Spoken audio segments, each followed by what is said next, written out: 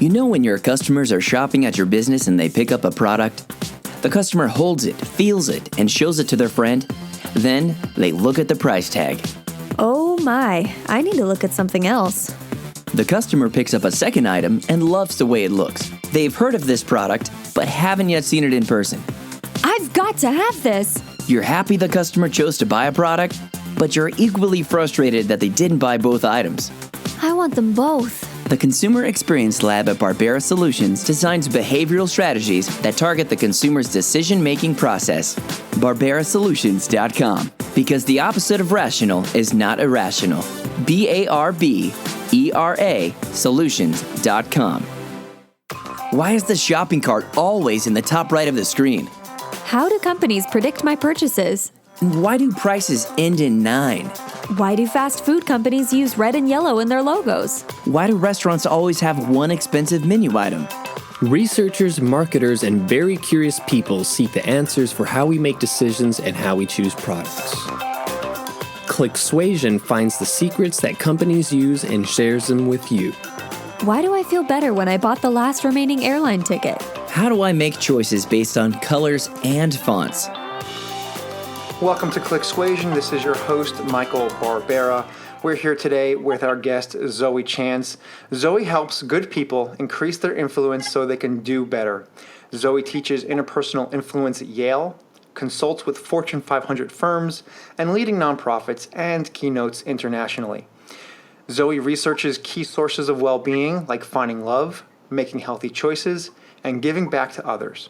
This work has been published in top academic journals, covered in media outlets like the Harvard Business Review, The Economist, and the BBC.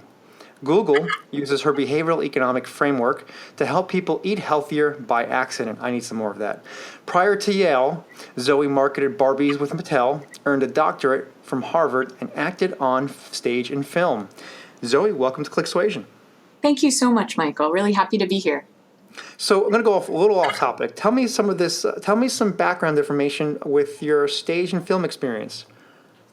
When I was a little kid, I was so shy and also I was such a nerd that I had this deep belief and fear that the frequency of my voice was the same frequency as the ambient sounds of the atmosphere, because I would speak and people couldn't hear me. And I didn't understand I was actually just talking too quietly because I was so shy.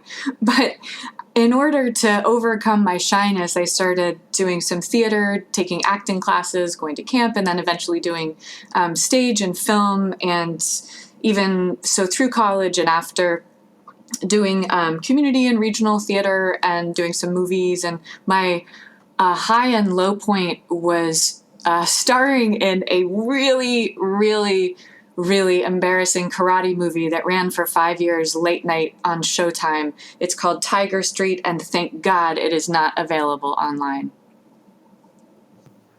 So I see here that you recently taught women how to flirt at a retreat for the School for Womanly Arts. Could you share some information? Sure. The School for Womanly Arts is a really, really fun women's empowerment seminar and community that was created by Regina Thomashauer, and she has a book out right now called Pussy, which came out coincidentally right when Donald Trump was getting busted for saying that. So her book has done really well. And she has this idea that women's empowerment should be really fun and pleasurable. And it's crazy that that would be a revolutionary idea. But Michael, you would never have been to, well, probably not been to many feminist gatherings, but they can be really a drag, and you can get lots of angry people complaining. And the School for Womanly Arts is a lot of really happy women having a great time and exploring their femininity. So I got to come to a workshop in Miami and teach some women how to flirt and get out there and practice with men, and they had a blast. That's super interesting. And yes, you're right. I have my experience with events involving feminism is limited. So a small portion of your research involves virtual dating. I'm really curious to start with to ask you, how did you come across this topic, or where did your interest come from? We were curious about what they would think and feel about the people that they had interacted with virtually and the people that they had looked at their profile and had some familiarity, and the people who were new.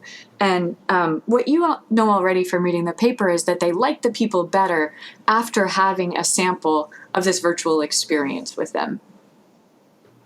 So in the paper titled, People Are Experience Goods, Improving Online Dating with Virtual Dates, it's mentioned that there are search goods and experience goods, and you mentioned that humans are experience goods. Can you elaborate on the difference or define what a search good is and what an experience good may be? Yeah. A search good is a product that you could search for by objective attributes and figure out that it's going to be exactly what you want. Like if you are buying a laptop, you know how much money you want to pay, size is going to be an issue, resolution of the screen, how much memory it has, and you don't probably need to experience the laptop in order to figure out if it's going to be a good product for you. But an experience like a human being that you might go on a date with, or potentially just a book or a movie, even if you read a lot of reviews about it, and even if you find out objective information like the length of the movie and the genre or the number of pages in the book and what type of stories it tells, you're not going to know whether this is the right movie or book for you until you start to read the book or until you see a trailer of the movie or you actually go experience it. And what we realized in online dating is that even though human beings that we're going to go out with and have as a date or boyfriend, girlfriend, spouse, it's really about the experience. And what we really care about is how we feel with that person and how that person interacts with us. And these are things we can't find on a typical online dating site like, say Match or OkCupid or eHarmony, where you have lists of, okay, this person is this tall and lives in this city and likes this type of music and this is their religion and this is their income level. So we end up searching for people online in those traditional platforms in this objective, rational, logical, list-checking way that's just not helpful at all for figuring out who we're actually going to like and enjoy spending time with. In the article, it was mentioned that once the two individuals met, they started asking those same search questions about religion, income, etc. Is it possible that if we were to reverse this or attempt the virtual dating, that the human behavior would just regress back to search, search attributes? That's an interesting question. And these are things that people care about, right? Like, for example, if your religion is important to you or if your atheism is important to you, it's a big deal to have somebody that doesn't share that. But a lot of what we're looking for are values. So, for instance, when we look for somebody who has a certain level of education, we're looking for somebody who cares about that thing that we care about, or the same thing with religion, with values similar to ours. And we think that we care a lot more than we do, ultimately, about a lot of these objective characteristics like, say, height or income. And I don't think that we're going to have people quit asking those questions that are the questions about objective facts about that other person.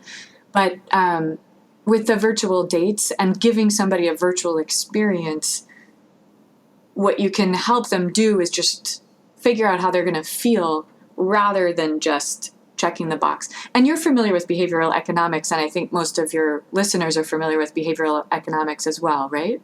That's correct. And so most people who are listening right now know this distinction between system 1 and system 2, thinking fast and thinking slow. And system 1 is the gut reaction. It's the first responder, and it's emotional, it's quick, it's intuitive.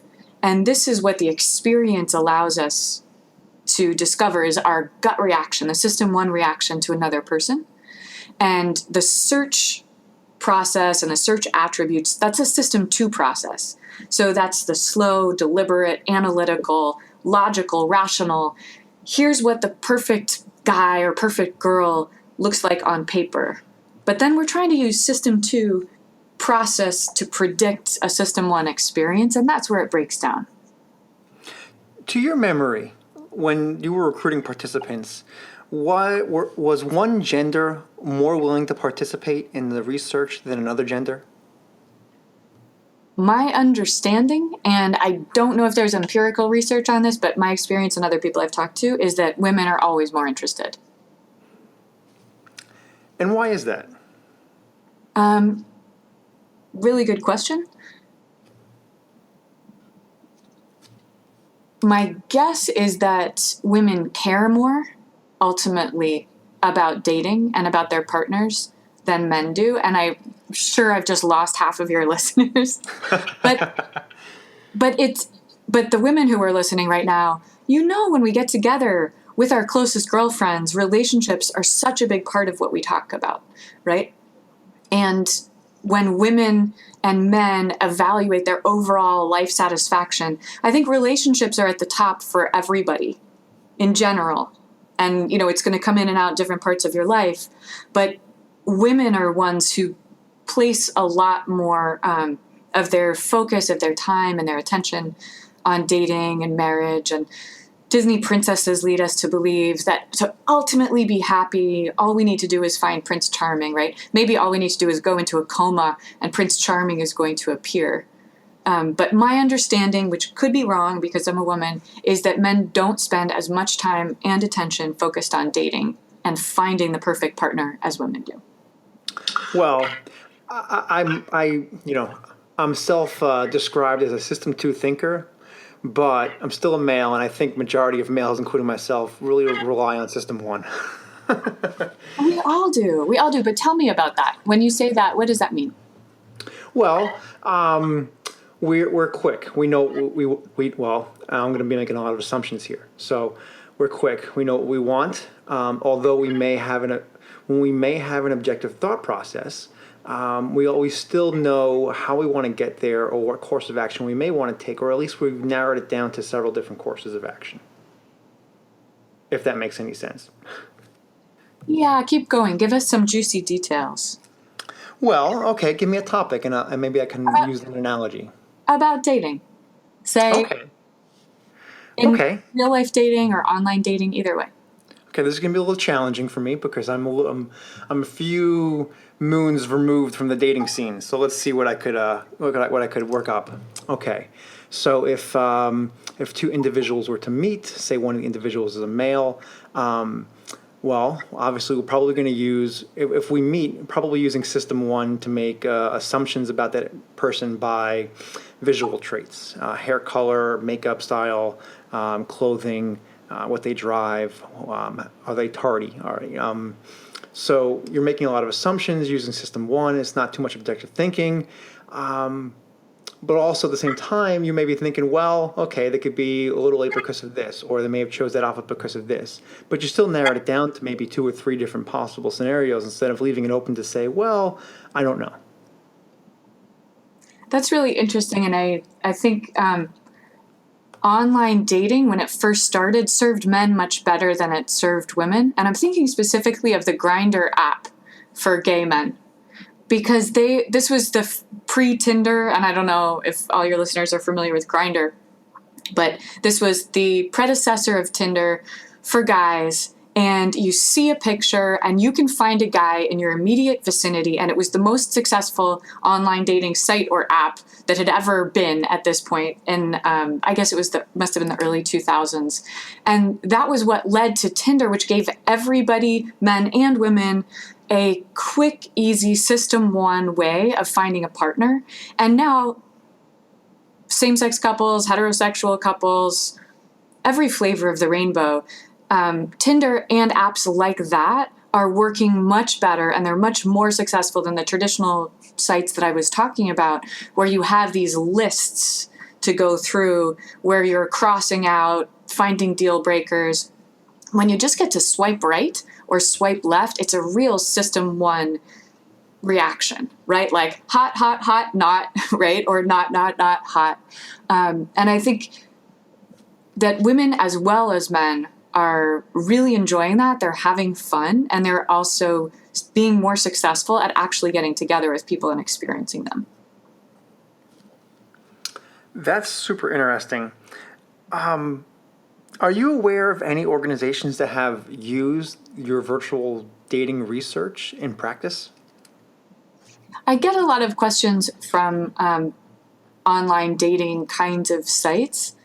This is what I would love to see in practice, and I'm sure there's some organizations that do it, but I don't know why we're not all doing it, is taking the idea of if the experience of a product or a service or an outcome, if that experience is important. So in dating, it's the experience that we want to have of being with that person, right? Think about with employees. For employees and for the employers, what if we could sample each other before making a commitment?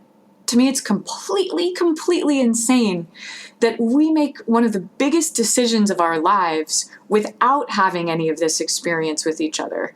So the interview and hiring process takes so much faith and so much guesswork, where if we could just like Seth Godin is an example of somebody, he's a marketing genius.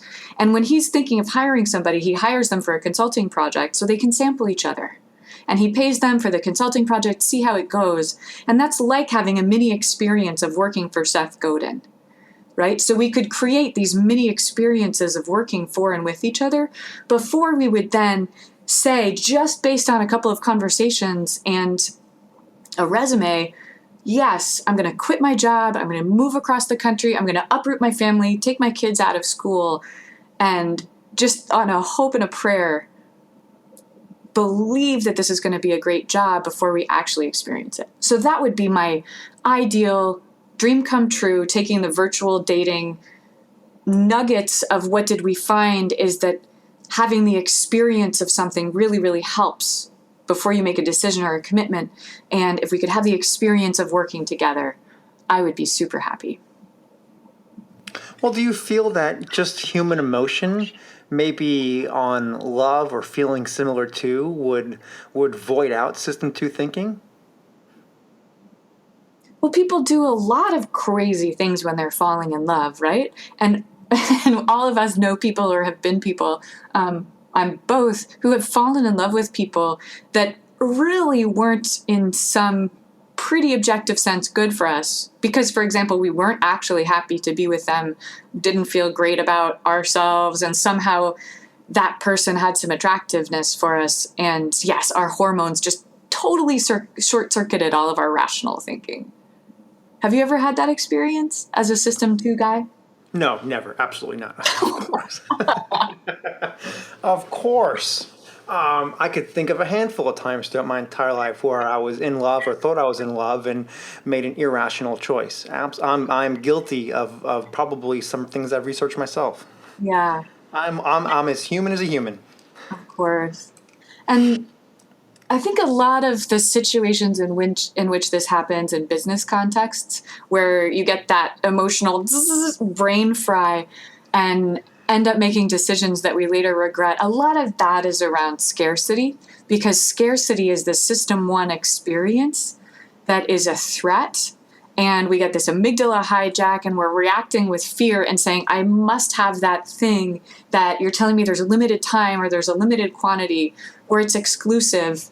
And we just feel this insane, irrational, intuitive, gotta have it, right? And this is what infomercials use.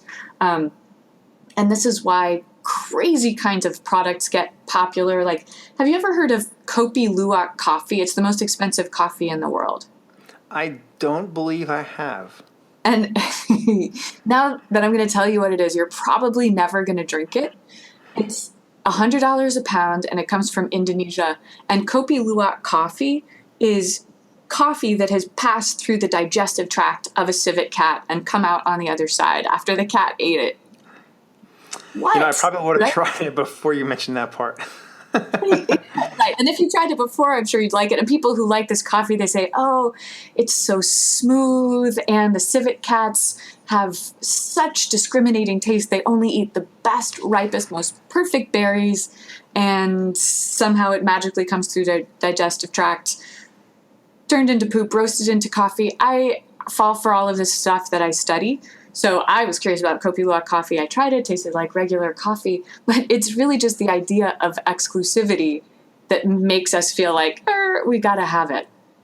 And, I teach at Yale, and frankly, that's a lot of the mystique of places like Yale and Harvard, where I went to grad school, where people love anything that's hard to get, right? And in dating, it's a similar kind of thing. So some of my friends at Harvard did an online-ish dating study where they were looking at hard to get.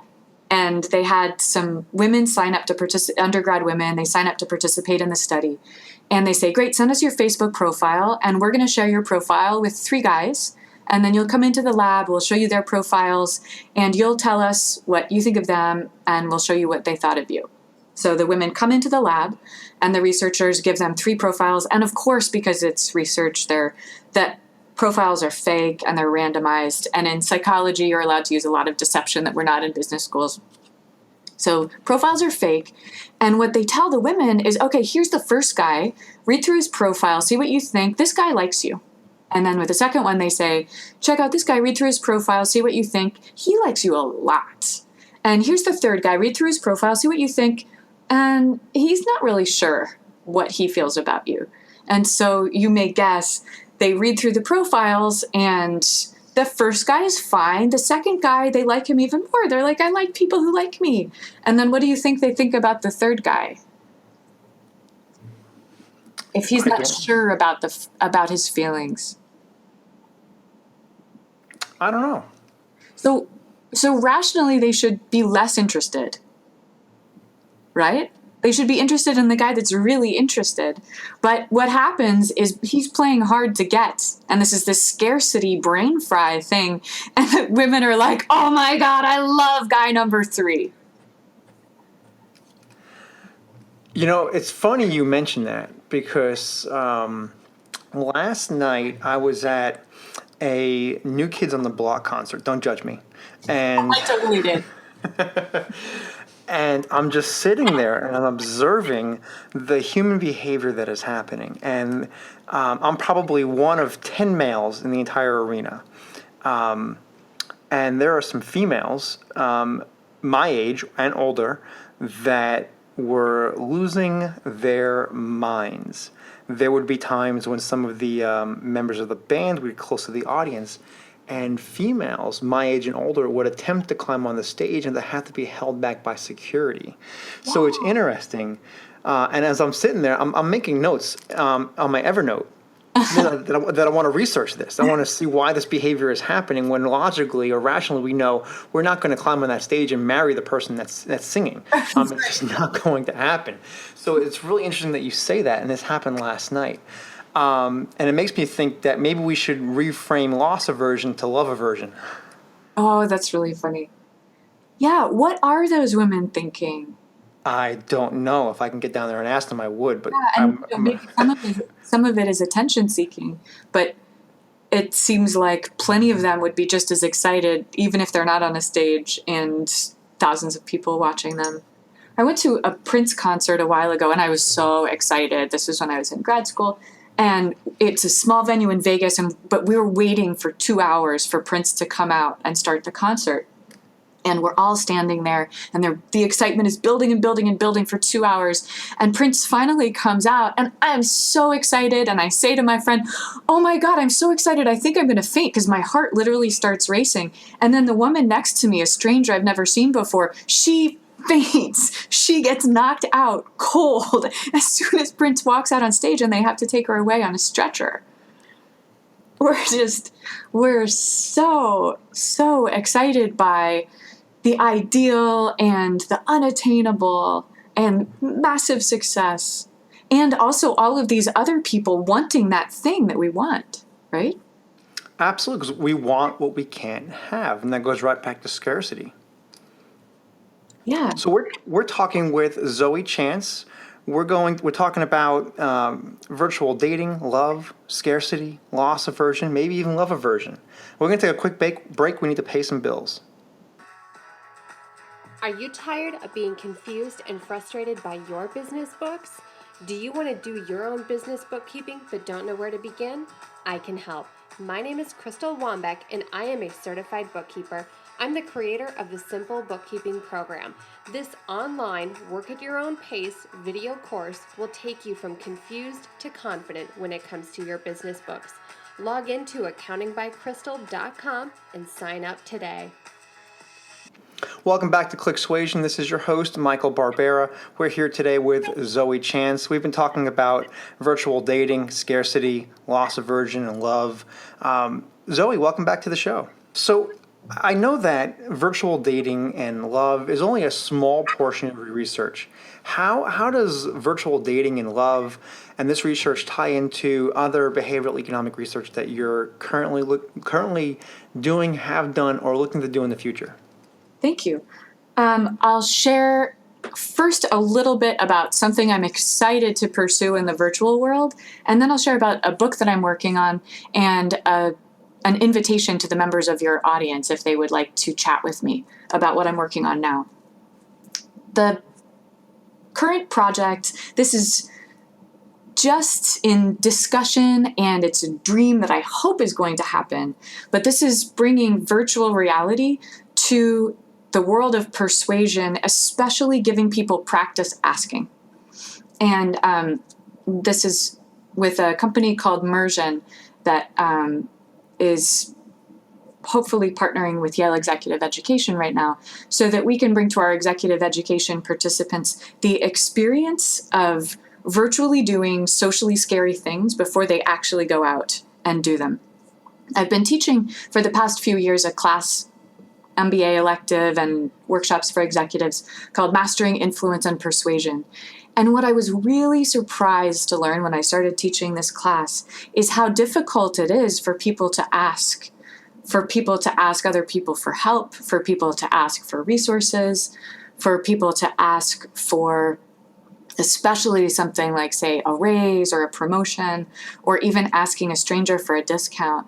And the people that I work with are so smart and so successful, and it's so scary to ask that many of the people that I talk to even feel uncomfortable asking a busy bartender for a drink, even though it's their job, and even though they're going to get paid for it, even though they're going to get a tip for it. So when I teach the 7-week boot camp elective, every single week we practice and practice and practice asking in lots of different ways. And it's really scary.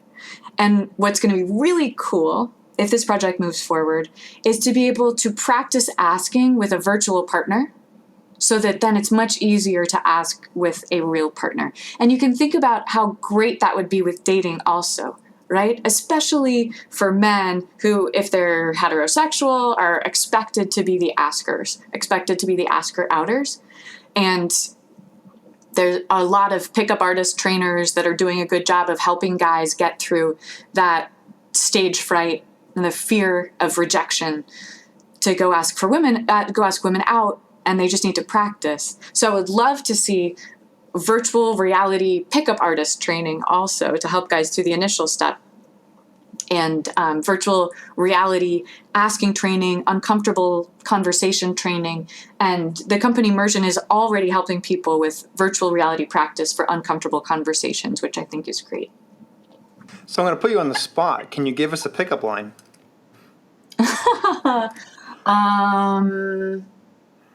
Let's see. I myself just improv pickup lines on the spot, and they always work much better, but I'll share with you an on-the-spot line that got me a free drink this weekend, which was, I went to this party, and it was a costume party, and I was wearing all leather, and I was wearing this leather collar with spikes on it, and I went up to the bar, and the bartender says, "So your collar, is that where you attach the leash?"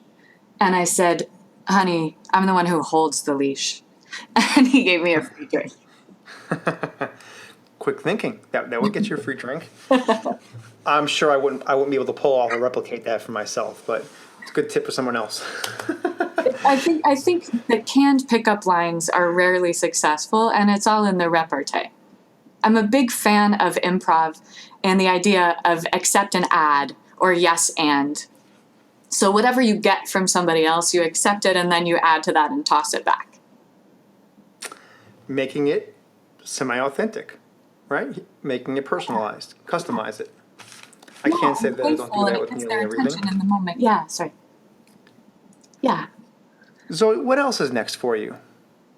I'm really excited about a book that I'm working on right now. It's called, currently, Woo the Gator, and it's about a framework that's as simple as I can possibly create out of all of the research and reading that I've done to help people apply a behavioral economics system 1 mindset to influence. And the idea is system 1 is like your gator brain.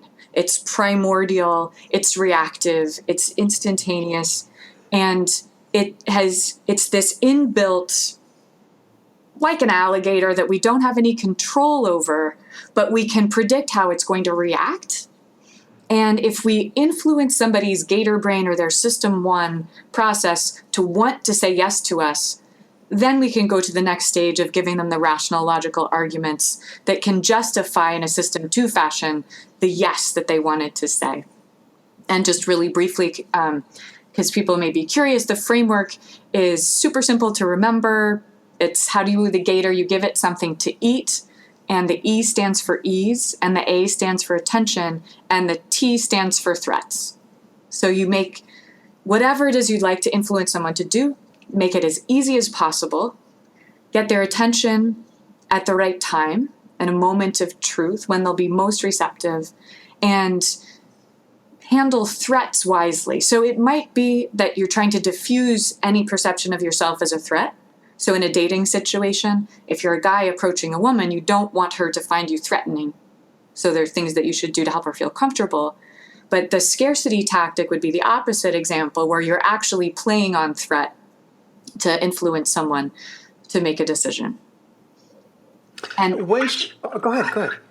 And I just want to put out there that if anybody is listening right now, this is a long-term project that I've been working with companies and organizations to help them apply behavioral economics to figure out their own nudges and processes. And this really simple EAT framework is kind of new, and I would be happy to have conversations with anybody for free. This is not a consulting pitch, about how you might apply this in your own organization.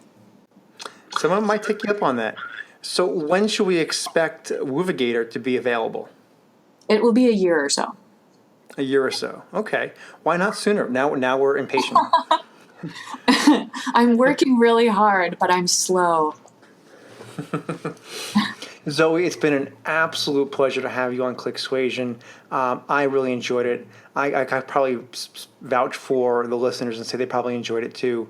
If any of the listeners want to get in contact with you, how could they reach you? I'm happy to share my email address with your listeners if anybody would like to reach out to me so we can have a conversation. My email address here at Yale is Zoe, Zoe, .chance, CHANCE, at yale.edu. And I'd love to hear from you. I am not a dating coach, but I'm happy to hear from you and share some ideas about how you might apply behavioral economics in your organization. And if some insights from online dating would help you out, well, that would be great too. Thank you, Michael. No, Zoe, thank you. And I think you might have found a secondary career as a dating coach. Zoe, thanks so much for being here. To the listeners, thanks for listening. Go ahead and subscribe to Clicksuasion on iTunes, Google Play, and at clicksuasion.com, and we'll let you know when the next episode is available. Thanks for listening to Clicksuasion. Subscribe to the podcast, read our research, and get in touch with us at clicksuasion.com. You can also find us on Twitter with the handle @Clicksuasion.